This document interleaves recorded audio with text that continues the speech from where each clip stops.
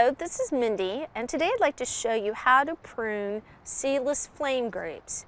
Now what you're going to need is you're going to need two different types of pruners. You're going to need hand pruners, and you're going to need this larger type of pruner.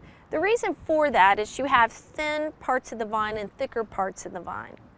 Now, prior to doing any type of pruning, you're going to need to sterilize this equipment. Now, this is very important because you don't want to transfer plant diseases or pests from your pruners to your plant material. To sterilize them, you can either soak them in bleach water or you can rub them down with rubbing alcohol. Just make sure either way that you go as far as sterilizing, let the equipment dry properly before moving on to the next step. Now, time to prune your grapes, you need to make sure that you have a central stalk up here.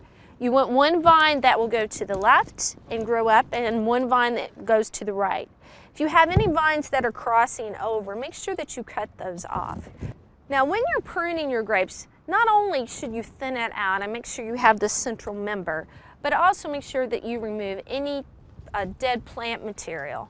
And that will help with the cleanup and the appearance of the grapevine.